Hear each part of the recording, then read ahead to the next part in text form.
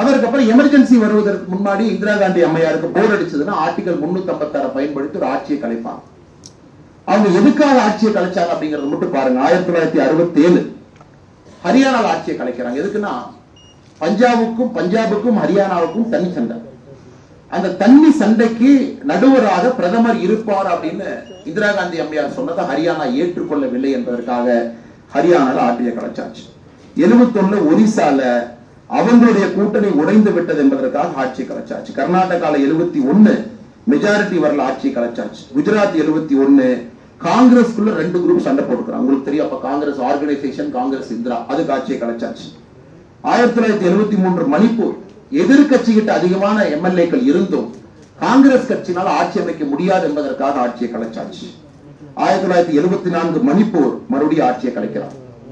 இதெல்லாம் எமர்ஜென்சிக்கு முன்பே ஒரு எமர்ஜென்சி போன்றுதான் நம்முடைய நாடு செயல்பட்டுக் கொண்டிருந்தது. அதன் பிறகு அலகாபாத் ஹைகோர்ட் ஜட்ஜ்மெண்ட் நம்ம ஏற்கனவே பேசணுங்க.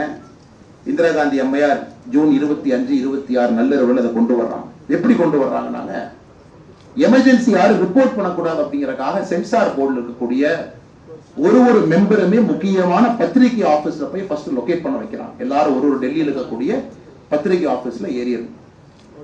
26 ஜூன்ல இருந்து வரக்கூடிய செய்தித்தாள்ல வரக்கூடிய செய்திய 25 ஜூன்ல இருந்து சென்சார் பண்றாங்க. எத்தனை நாளைக்கு பண்றாங்கன்னா 21 மாதங்கள் பண்றாங்க. என்ன செய்தி வரணும், என்ன செய்தி வரக்கூடாது, எமர்ஜென்சி எப்படி ரிப்போர்ட் பண்ணணும்.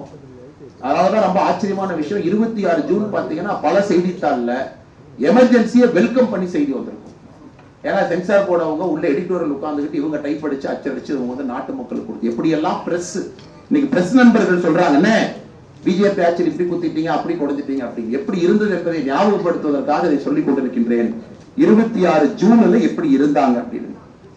அதையெல்லாம் தாண்டி இன்னொரு ஆச்சரியமான விஷயங்க, எமர்ஜென்சி கொண்டு வந்த பிறகு நிலைமை என்ன. ராஜஸ்தான்ல ஒரு ஐஏஎஸ் அதிகாரி இருக்காரு, மங்கள் பேரி, ராஜஸ்தான் எலக்ட்ரிசிட்டி போர்டுடைய சேர்மன்.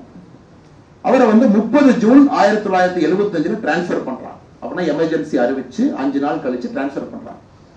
நம்ம பிரஸ் நண்பர்கள் எல்லாம் போய் ராஜஸ்தானுடைய முதலமைச்சர் ஹர்தீப் ஜோஷி கேட்கிறாங்க, எதுக்குங்க டிரான்ஸ்பர் பண்றீங்க? அது ஒண்ணு இல்லைங்க, எமர்ஜென்சிக்கு முன்னாடி சஞ்சய் காந்தி அவருக்கு போன் பண்ணாரு, இந்திரா காந்தி அம்மையார டிஸ்குவாலிஃபை பண்ணது தவறுன்னு ராஜஸ்தான் ஒரு பொதுக்கூட்டம் நடத்த சொன்னாங்க. அந்த பொதுக்கூட்டத்தில் 10,000 பேருக்கு வச்சு கூட்டம் நடத்தி கோர்ட்டுக்கு எதிராக ஒரு போராட்டம் நடத்த சொன்னாங்க.